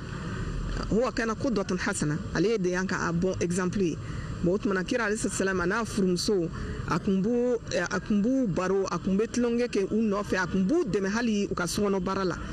bon o tumana a b'i sigi a bɛ baro k'u fɛ n'u bɛ tagama n'u bɛ bololakaranw kɛ fɛn bɛɛ lajɛlen bon n'an y'o ye kira la alayhi salam la moindre des choses o de ye an ka ladege. an b'a ye Aisha alakira alayhi salam a ka hadisa jan dɔw bɛ yen nɔ an Ummu Zara o ye muso dɔ de don dɔ la muso 11 de taara an ba Aisha fɛ yen ka taa baro k'a fɛ u talen kɔfɛ kira alayhi salam nalen an ba Aisha y'i sigi kira fɛ alayhi salam ka muso 11 ninnu bɛɛ ka baro bɛɛ bɔ kira ye mais o don muso ninnu bɛɛ y'i cɛ ka qualité fɔ. Bon doko ko ne cɛ kɔni a bolo la bilalen don mais a ɲɛ kumunen don sanga ni wagati bɛɛ lajɛlen kelen ko ne cɛ kɔni a bɛ yɛlɛ mais a tɛgɛma ka gɛlɛn bɛɛ y'i cɛ a kuma lasurun bɛɛ y'i cɛ ka kumakan bɛɛ jogo bɛɛ fɔ mais muso 11nan o de ye Umu Zara ye o ko ale kɔni furula Zaraw fa ma a y'a bila condition bɛɛ la a ye hɛrɛ k'a ye ka sanu sa ye ka fɛn bɛɛ k'a ye mais don dɔ la a y'a furu sa ka taa muso wɛrɛ furu ale furula cɛ wɛrɛ min ma sisan o fana y'a bila condition na ka fɛn bɛɛ k'a ye bon o tuma na n t'a fɛ k'a dɔn a détail la sinon hadisa janba de don bon o tuma na nin yɔrɔnin na Sayidina an b'a ye Sayidina Muhamad y'i sigi ka an ba Aisha ka kumakan bɛɛ lamɛn hadisa janba de don a ma interrompu a ma ka kuma tigɛ a ma fɔ a ka ɲi ten kuma cayara a ma fosi fɔ a y'a lamɛn f'a tilala ka kuma bɛɛ la tuma min na a sɔrɔla ka fɔ a ye ya Aisha i b'a ye Abu Zara yi kɛra Umu Zara yi fɛ cogo min na ka fɛn bɛɛ k'a ye mais a tilara ka furu sa i k'a dɔn k'a fɔ ne kɔni ne b'i fɛ ka tɛmɛ Abu Zara yi kɛra muso fɛ Umu Zara yi fɛ cogo min na wa ne t'i furu sa abada bon an ba Aisha fɛnɛ ko a ye i ti miiri kuma duman min ma a ma min fɔ kira ye alayhi salatu wasalam bon o tuma na ni ye ni i bɛ se ka imaginer ni nin baro sugu n'a ɲɔgɔnna kira o min ye Ala ka ciden ye an bɛ se k'a fɔ ko ci t'ale la an bɛ se k'a fɔ ko wagati de b'a bolo de telle sorte que a t'a dɔn a bɛ wagati in kɛ cogo min na mais a y'i sigi ka tuloma jɔ an ba Aisha ka kumakan na f'a tilala ka kumakan na pewu a sɔrɔla ka nin kuma duman da kuma in kɔfɛ k'a kun cɛ n'o ye bon o ye exemple dɔ de ye an furucɛw ma u k'a dɔn k'a fɔ ko muso ye fɛn dɔ de ye elle est très fragile elle est très sensible bon o tuma na u ka musow nɛgɛ ka essayer ka muso lamɛn o bɛ kɛ sababu ye muso bɛ yiriwa o la kosɛbɛ bon o yɔrɔnin de la n bɛ min fɔ an ka kuma la an b'a dɔn k'a fɔ hadisa caman nana min ye muso ka kɔrɔtali yira i n'a fɔ sisan nɔ hadisa dɔ de y'a fɔ aljanna tahta aqdamil ummahat aljanna bɛ baw senkɔrɔla de la an b'a ye sisan nɔ muso bɛ den lamɔ a bɛ depuis kuranɛ aya y'a yira k'a fɔ muso bɛ sɛgɛn cogo min na depuis kɔnɔmaya la a bɛ sɛgɛn accouchement na a bɛ sɛgɛn den lamɔ na fo ka taa ale yɛrɛ fatu don min na a bɛ hami ni den ninnu ye hali ni den ninnu fatura o de y'a to muso f'a ka minɛ ka ɲa i m'a ye o de y'a to n'i ko ko muso est ce que silamɛya ye muso bonya an b'a fɔ ko silamɛya ye muso bonya denmuso la ka bonya furumuso la ka bonya en tant que balimamuso ka bonya en tant que hali mamuso hali tanti a ye nin bɛɛ kɛ muso ye. Sida Zainabu yala ɲani ka ɲi muso ma wa? ɲani kɔni n'i y'a fɔ ko ɲani ka ɲi muso ma est ce que ni mɔgɔ min ɲaninen don o bɛ se ka fɛn dɔ produire muso o muso n'a ɲanina a tɛ se ka fɛn ɲuman d'i ma o a tɛ se ka nɔ bila a bɛ société min kɔnɔ a tɛ se ka nɔ bila jamana kɔnɔ a tɛ se ka nɔ bila diɲɛ kɔnɔ bon o tuma na f'an ka muso bila condition na i m'a ye muso a bɛ se k'a yɛrɛ sacrifier a cɛ ye a bɛ se k'a yɛrɛ sacrifier a denw ye an y'a ye muso dɔw bɛ yen nɔ a bɛ se k'a yɛrɛ sacrifier hali a ka jamana ye o ye furumuso ɲuman ye o ye jamanaden ɲuman ye i m'a ye muso filɛ nin ye a bɛ se ka den 10 wolo a bɛ se ka den 12 sɔrɔ a b'u bɛɛ ladon ka ɲa a b'u éduquer ka ɲa k'i hakili to olu la mais n'ale kɔrɔbayara ka dɛsɛ don min na o den 10 min filɛ nin ye n'u kɔrɔbayara ka kɛ fɛn ye u tɛ se k'ale kelen ladon u b'a fɔ ne bɛ nin wagati in sɔrɔ ne tɛ nin wagati in sɔrɔ dɔw b'a fɔ ci dɔ bɛ ne la ci dɔ tɛ ne la bon o tuma i b'a dɔn k'a fɔ ko a y'a bɛɛ ladɔn a ma bali awɔ a bɛɛ bɛ ɲa yala an bɛ se ka muso misaliya ni yiriji suma wa muso an b'a dɔn k'a fɔ ko an bɛ se ka suma n'a ye parce que muso bɛ komi yiri n'i ye nɔgɔ bila a kɔrɔ ka to ka entretenir ka ji k'a la ka to ka hakili to a la sanga ni waati bɛɛ lajɛlen a bɛ kɔrɔbaya a bɛ kɛ yiri ɲuman ye wa a bɛ suma ɲuman di wa a bɛ den ɲuman di mais n'i ye muso kɛ fɛn sugu dɔ de ye k'a turu ten dɔrɔn i tɛ ji k'a kɔrɔ i tɛ nɔgɔ k'a kɔrɔ i t'i janto a la a bɛ kɔrɔbaya o ye tiɲɛ ye mais a bɛ lafo a bɛ den min di hali a tɛ suma ɲuman di wa a bɛ den min di a denw yɛrɛ man di ou bien den ninnu tiɲɛnen don bon o tuma na ne kɔni bɛ min fɔ n ka kuma laban na o de ye an ka dɔn k'a fɔ an bɛ diɲɛ na wagati kunkurunin dɔrɔn de don wa an bɛɛ bɛ sigi Allah subhanahu wa ta'ala ma kira alayhi salatu wasalam a y'a fɔ a ka hadisa kɔnɔ kullakum ra'in wa kullakum mas'ulun an ra'iyati aw bɛɛ ye bagangɛnna ye wa aw bɛɛ bɛ ɲininka aw ka bagangɛn cogo la bon o tuma na muso bɛ ɲininka a ye den minnu sɔrɔ a y'u lamɔ cogoya jumɛn na a dira cɛ min ma a tun bɛ cɛ min ka furu kɔnɔ a ye cɛ in ladon cogoya jumɛn na k'a ka hakɛw minɛ cogoya jumɛn na cɛ fana bɛ ɲininka muso min tun b'a ka kalifa ma a y'a minɛ cogoya min na den min kalifara a ma a y'u fana ladon cogo min na bon o tuma na nin ye ɲininkalibaw ye dɛ bon o tuma na an k'an ka hakili to nin na ka jaabi préparer dès maintenant de telle sorte que inchallah n'an seginna ala ma don min na u k'a sɔrɔ an sego damayira an y'o kɛ an ka denbaya ye an y'o kɛ an furumusow ye an y'o kɛ an furucɛw ye an y'o kɛ an denw ye an y'o kɛ an ka société kɔnɔna na an balima alisilamɛw an b'a yira u la k'a fɔ bi an tun bɛ walanda belebele kɔnɔ min kumana anw musow kan jɔyɔrɔ min bɛ anw na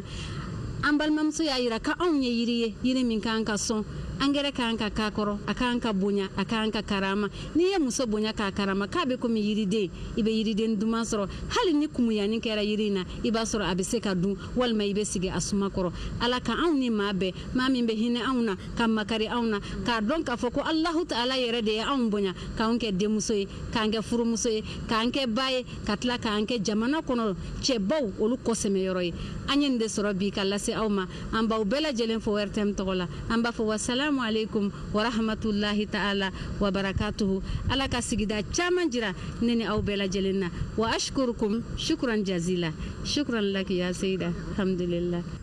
min ye sigi naani a laban ye o ye émission nuru ye n'o ye ɲininkali ni a jaabi ye silamɛya ka walandabaw ka labɛnna maa min fɛ o ye madame Sise Kadija Haidara ye Koni kibe ala fe be hiji nyuma fe ni makala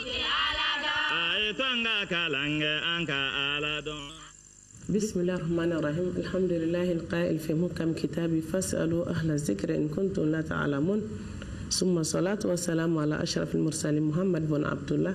وعلى آله وأصحابه أجمعين إخوة المشاهدين معنا في استوديو اليوم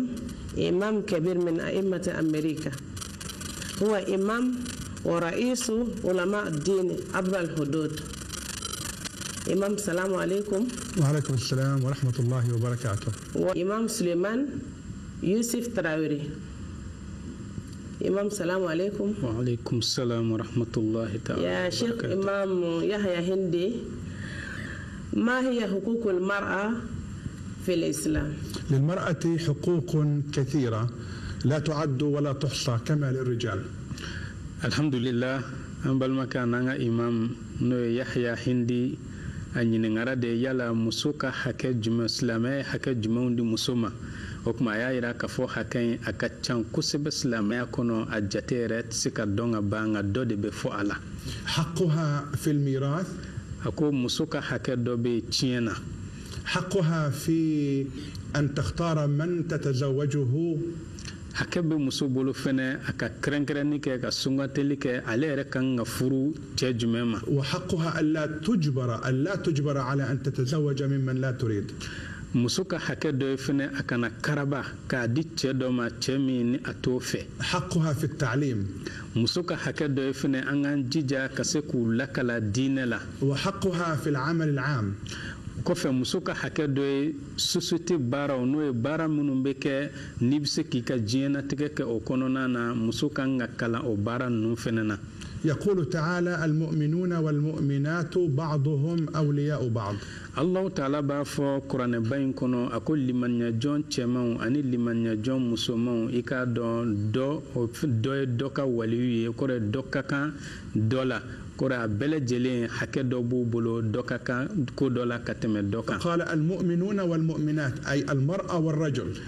Allah Ta'ala ko al-mu'minun wal mu'minat limaniya jɔn cɛmanw ani musomanw ka laɲini de ye cɛw ani musow. فهي تساعده وهو يساعدها. muso ale bɛ cɛ dɛmɛ a ka baaraw la i komi cɛ yɛrɛ fana bɛ muso dɛmɛ cogo min a ka siniɲɛsigi a n'a ka diɲɛnatigɛ baaraw la. والآية تقول يأمرون بالمعروف وينهون عن المنكر. Allah Ta'ala bɛ tila k'a fɔ aya la ko u bɛ ɲɔgɔn yamaruya ni wale ɲuman ye u bɛ ɲɔgɔn fatanti ka bɔ wale jugu ma o kuma ko cɛ ni muso bɛɛ lajɛlen ɲɔgɔn sɔrɔ nin kumakan in na. الأمر بالمعروف والنهي عن المنكر هو العمل في الحياة العامة. ka yamaruyali kɛ ni wale ɲuman ye ani ka balili kɛ ka bɔ wale jugu ma k'i k'a dɔn nin ye ɲɛnɛmaya yɛrɛ baara de ye min labɔlen don. وأضيف هذا في الآية إلى المرأة والرجل. ko Allah Ta'ala a ye nin kuma in jidi fɛnɛ aya in kɔnɔna na min bɛ tali kɛ cɛ ani muso kan. والآية تقول الأخرى يعني ولهن مثل الذي عليهن. Allah Ta'ala b'a fɔ tugun aya in kɔnɔna na ko fɛn bɛ musow ye i komi min ɲɔgɔnna b'u kan cogo min. فكما تطلب من المرأة واجبات فإن لها حقوق. i komi wajibiw bɛ ɲini musow fɛ cogo min a b'o cogo la fɛnɛ hakɛ dɔw fɛnɛ bɛ yen o kan ka kɛ musow ye. وطلب العلم فريضة على كل مسلم وفي رواية على كل مسلمة ومسلم. Allah kara b'a fɔ sallallahu alaihi wasallam ko dɔnni ɲinini farida ye silamɛ cɛman a n'a musoman kelen kelen bɛɛ lajɛlen kan. إذن هي حقوق كثيرة لا تعد ولا تحصى. حكم وبايرا كفو حكى تشامان دبي مسوي الجتيرة سكادون. النبي يتكلم صلى الله عليه وسلم قال خذوا دينكم عن هذه الحميراء أي عن عائشة. alakraba fo sallallahu alaihi wasallam ayaw ka dina kilancɛ mina nin bilemanin bolo a ka laɲini de Aisha o kuma o b'a yira k'a fɔ muso jɔyɔrɔ b'a la diinɛ fɛnɛ na. حقها في أن تكون معلمة وأن تكون متعلمة. muso ka hakɛ dɔ ye a ka kɛ karamɔgɔ muso ye i komi a bɛ se ka kɛ kalanden fɛnɛ cogo min ka kalan kɛ ka tila ka maaw lakala. أنت اسمك خديجة وهذا يذكرنا بخديجة بنت خويلد زوجة النبي صلى الله عليه وعلى آله وسلم. ako seyda yɛrɛ k'ale tɔgɔ ye Khadija ko a bɛ hakili jigin kɛ ka taa alakira furumuso la n'o ye Khadija tu ye min ye Khuwailidu den radiyallahu anha. كانت خديجة يعني صاحبة أعمال وتاجرة. ko Khadija kun kɛra baaraw kun b'a bolo wa jagokɛla muso fɛnɛ kun don. والإسلام لم يمنعها من هذا. نسلام يا ما خديجة بلنا نا يسر مسوك بارا كنت بين على كركم بخديجة بلالا. القرآن يذكر قصة بلقيس. أكو القرآن ببلقيس كقصة فو. يذكرها على أنها ملكة حاكمة حكيمة عادلة. كفو بلقيس مسك مسو كندو كودونا مسو كندو لادري مسو كندو. وهذا عندي يدل على أن للمرأة الحق أن تكون رئيسة لدولة. ko nin b'a yira ale bolo k'a fɔ muso hakɛ b'a bolo a ka se ka kɛ jama ɲɛmɔgɔ ye. وكان الصحابة يتعلمون عن أمور الفقه والقضاء من عائشة وأم سلمة وغيرهما. a ko sahabaw yɛrɛ kun kɛra u bɛ u ka diinɛ kiriw u b'a dɔnniya ɲini Aisha ani o ɲɔgɔnnaw bolo alakira furumusow la sallallahu alayhi wa sallam wa radiyallahu anhum. إذا للمرأة الحق في القضاء. o b'a yira k'a fɔ hakɛ bɛ muso bolo kitiw fɛnɛ na. ومن حقها أن تكون شريكة في علاقة زوجية لا خادمة. ako muso ka hakɛ dɔ ye a ka kɛ cɛ jɛɲɔgɔn ye furu kɔnɔna na nka muso t'i komi baarakɛden. يقول صلى الله عليه وسلم يخاطب الرجال تجملوا لنسائكم فإنهن يحببن منكم ما تحبون منهن. ودلا كو على كرابا صلى الله عليه وسلم كو ايو يركم مصري او فرمسو نيكورو سبولا مسونو اكادي اويه اوكا او مصري لين يكومي اكادي او يري اكاو مسو مصري لين تكومي. فكما يطلب من المرأة أن تحترم زوجها وتقدره يطلب هذا من الرجل كذلك. أكو يكادو أبيني مسوفة أكتشبونيا تكومي كتلك تشيكا حكيو دي أما ko anyini nendo chere fene ka muso bunya ka muso ka hakeu di ama otuko yala. وأنا أقول في النهاية يعني الإجابة على السؤال لم يعطي أحد المرأة حقوقا كما أعطاها الإسلام. أكو أبكما كان لبا من فو فدين فوي مانا كفوكو أي حكي دودي مسوما إكم إسلامي آيا دي تكومي. كيف توفق المرأة بين الحياة المنزلية والأمل الخارج منزل؟ هو يعني القضية ليست سهلة وصعبة على الرجل وعلى المرأة. ñingali kera de ko yala muso sokono bara ani kenema bara yala muso se kan fula ke ñogon fetugo di ay jabi di ko ni min fule ko aman nogo nga abena jabi di ala. من أهم قيم الإسلام التوازن والاعتدال. ako silamɛya a ka baaraw la kɔrɔtalen dɔ de ye n'i bɛ fɛn o fɛn kɛ a ye fɛn bɛɛ ka bila a basikili kɔnɔ a ka kɛ laadiriya fɛnɛ kɔnɔna na k'u damakɛɲɛ. وعدم الإفراط ولا التفريط. farati kana k'a la dantɛmɛ kana k'a la. وبالتالي لابد أن توازن المرأة كما يوازن الرجل بين الحاجات البيتية والحاجات الوظيفية. ako abo togo la muso kan ka bila ka balansi kɔnɔ ka jateminɛ i komi cɛ fɛnɛ bɛ bila balansi kɔnɔ togo min ka jateminɛ sokɔnɔ baara ani kɛnɛban baara togoya la i bɛ se ka min kɛ i ka da o hakɛ kɔnɔna na. ثم لابد من تعاون الزوج.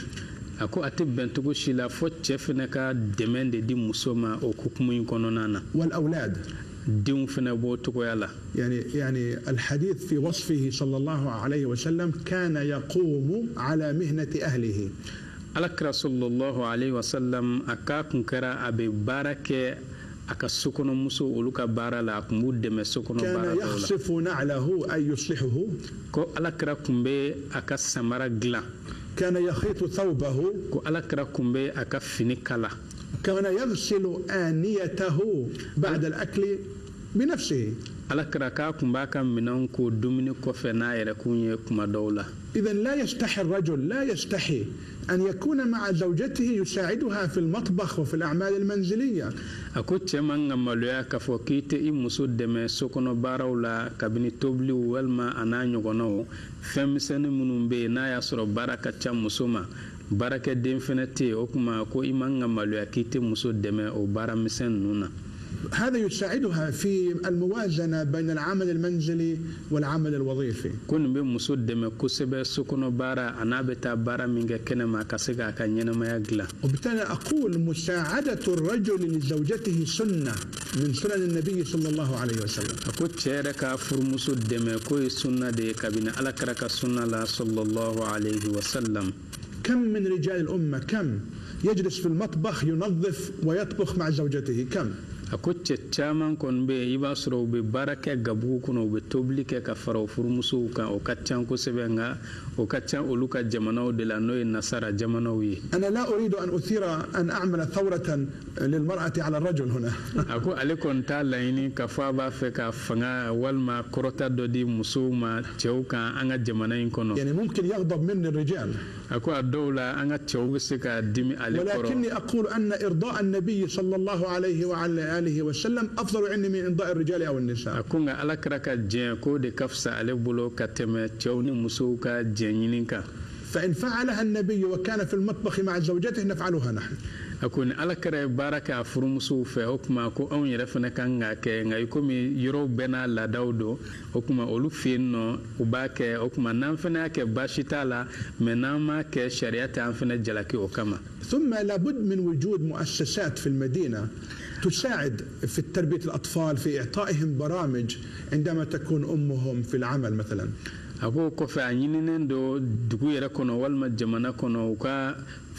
jɛkulu dɔw labɛn minnu bɛ se ka dɛmɛ kɛ lamɔ kɛcogo la denmisɛnninw na walisa muso tuma min na n'a bɛ baara kɛ yɔrɔw la walima a bɛ ka garijɛgɛ ɲiniw kɛ o tuma a bɛ se ka hakilisigi di muso fana ma a ka baara la a b'a ka baara fana nɔgɔya a bolo kosɛbɛ. يعني مؤسسات تقدم برامج تعليمية ترفيهية تربوية للأطفال. i komi jamakulu a bɛ se ka dɔnni siraw ani lamɔ siraw fo ka taa se sira nɔniya camanw ma ka se ka denmisɛnninw lasu ka kɛ a kan ko o jɛkulu caman kan ka dilan jamana kɔnɔ o cɛ ka ɲi أنا لا أريد المرأة المسلمة أن تقلل من أهمية الأمومة هي وظيفة عظيمة وجليلة. a ko ale kɔni t'a a ɲini silamɛmuso a k'a fɔ k'a bɛ dɔgɔya kɛ a ka baaraw la walima a ka laɲiniw na a bɛ minnu ɲini kɛnɛmanaw ani sokɔnɔnaw na sabula muso a fana kan ka baara kɛ k'a yɛrɛkun ta i komi cɛ bɛ baara kɛ cogo min k'a yɛrɛkun ta walima muso k'a ka cɛ dɛmɛ i komi cɛ yɛrɛ fana bɛ muso dɛmɛ cogo min na. ولكن التوازن سهل إذا تعاون الجميع. a ko nka ka damakɛɲɛni kɛ o ka nɔgɔn n'a y'a sɔrɔ bɛɛ lajɛlen ɲɔgɔn dɛmɛ cɛw ka musow dɛmɛ musow ka cɛw dɛmɛ o tuma ko damakɛɲɛli ka nɔgɔn o la kosɛbɛ. يا إمام في القرآن الكريم الله سبحانه وتعالى يقول وقرنا في بيوتكم. أيوة. لا هذه آية خاصة لا يجوز تعميمها. a ko nin aya min filɛ nin ye nin aya kɛrɛnkɛrɛnnen de ye a tɛ se ka kɛ k'a fɔ ko nin labɔlen don sabula nin bɛ tali kɛ alakira furumusow kan n'o ye zawjatu nabi salawatullahi wa sallam. نعم هذه آية معروفة أن المقصود فيها زوجات النبي صلى الله عليه وسلم وليس النساء بشكل عام. a ko nin kɛrɛnkɛrɛnnen don alakira furumusow ye ko nka ko a kɛrɛnkɛrɛnnen tɛ muso bɛɛ lajɛlen ye nka so kɔnɔna o ye muso danbe ye kosɛbɛ. والآية تقول لستن كأحد من النساء يعني نساء النبي عندهن أحكام لا تنطبق على باقي النساء. الله تعالى بافو قرآن كونو على كرام مسو كو أو تيكو من مسوتو okuma awni musoto mankan okuma ko bayira ka fo aya ya ateboli muso bela jelenka. وإلا شفاء بنت عبيد الله عينها الخليفة عمر رضي الله عنه وأرضاه لتكون حاكمة ومسؤولة السوق. ako shifa mi ubaydullah de muso ala umar bin khattab aya keren nga bla kafo akake sugu barakela nyamugo doy okuma bayira kafo muso abse ka barake kenemanawna. هي كانت بمثابة يعني وزيرة اقتصاد وتجارة. عليكم كرا عمر بن خطاب كوغتي لا يكون ministry min sigilendo jakoku odu nyakun jakoku هنا. وهذا العمل منها يتطلب أن تذهب إلى السوق وتتفحص وتتأكد من أن يقوم بما هو لازم. وكما ناسبت لك فو مسوب لرا من سوق منسريا يكون أني اقتصاد نو إقتصادي ni muso blara o nyamuga la ko kore muso beta sugu kono ka fɛn jateminɛ ka feere kɛcogo ni sanni kɛcogo jateminɛ walisa baara bɛ se ka ɲa cogo min. الحمد يا إمام نشكركم انتهى الوقت نشكركم ونسأل الله أن يسدد خطاكم في خدمة الإسلام والمسلمين أم بفو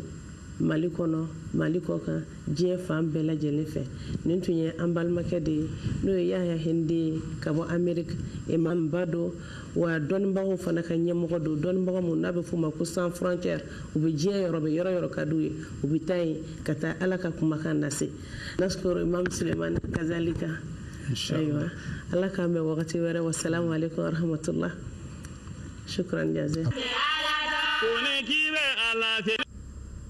an balima alisilamɛw ni juma in na sa an ye min sɔrɔ ka di aw ma o de filɛ nin n'a hakilila an ye lamɛnni ko ɲuman min ni faamuyali ko ɲuman min ni an y'o sɔrɔ la min ye kɛwale ko ɲuman ye alahu taala k'o nɔgɔya an kelen kelen bɛɛ lajɛlen ye ala ka hɛrɛ kɛ jamana ye aw k'an bɛn waati wɛrɛw la an b'a fɔ asalamu alaikum wa rahmatulahi taala wa barakatuh.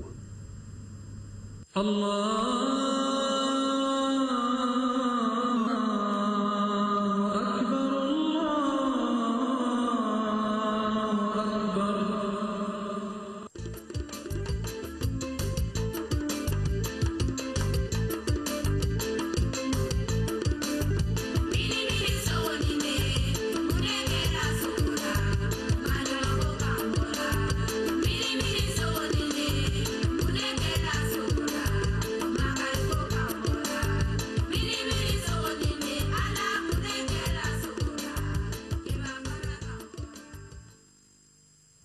ne vend pas masse parce qu'on a envie de vendre.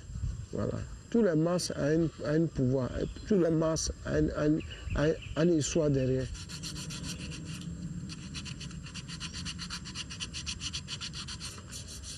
Mon oncle était un artisan.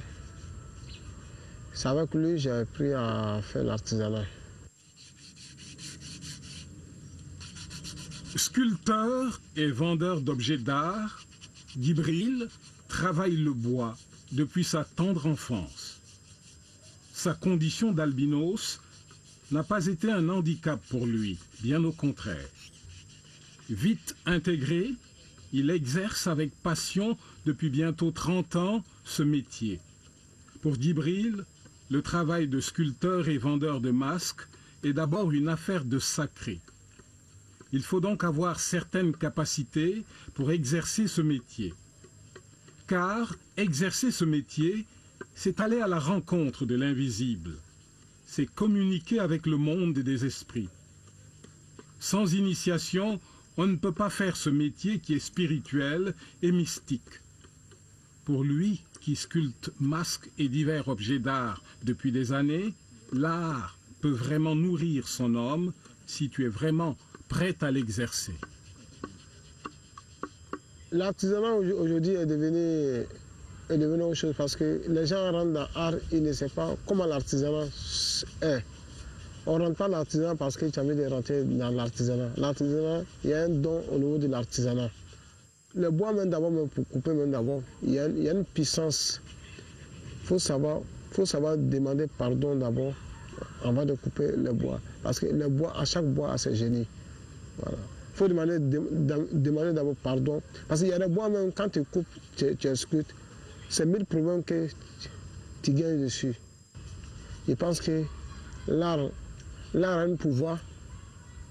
L'art se vend si tu connais l'art.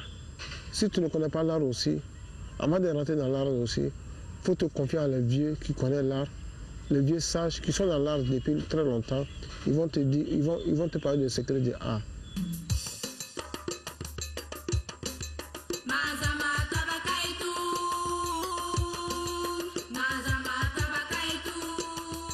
Tous les statues et masques exposés ici sont soit des œuvres d'origine, donc sacrées, soit des œuvres sculptées par Djibril et ses collègues. Dans tous les cas, chaque masque et statue présent ici a un esprit en lui. Pour les œuvres d'origine, ce sont généralement des anciens objets d'adoration d'une tribu ou d'un clan donné, donc détenteurs de pouvoir. On les acquiert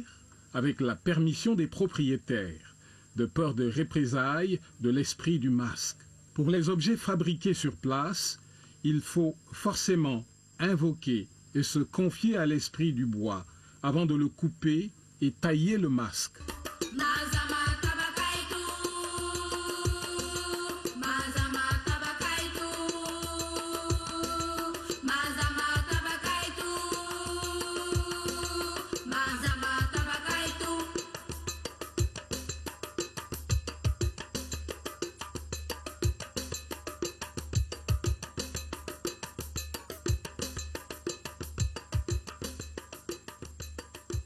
Il y a un petit pouvoir dans les masques, tout le monde le sait. Tous les masques aujourd'hui là, le masque de l'ouest, du sud, à l'est, dans 4 côtés en Côte d'Ivoire ici, tous les masques, ils ont un petit pouvoir.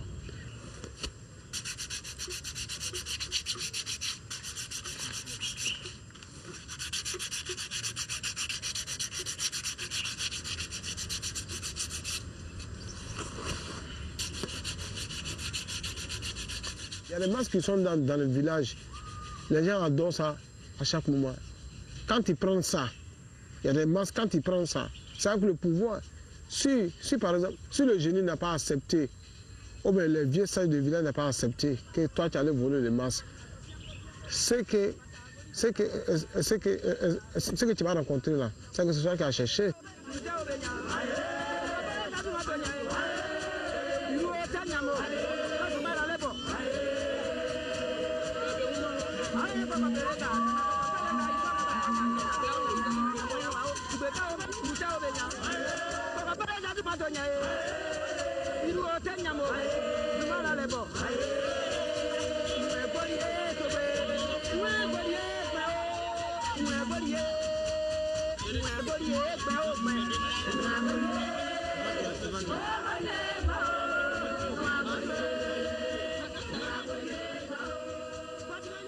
À chaque moment, ça a son pouvoir. Mais nous avant de faire une masse là, on demande pardon à les génies. Et puis, si on a un sacrifice à faire, on fait. Et puis toi, tu payes. Toi, tu n'as pas de problème.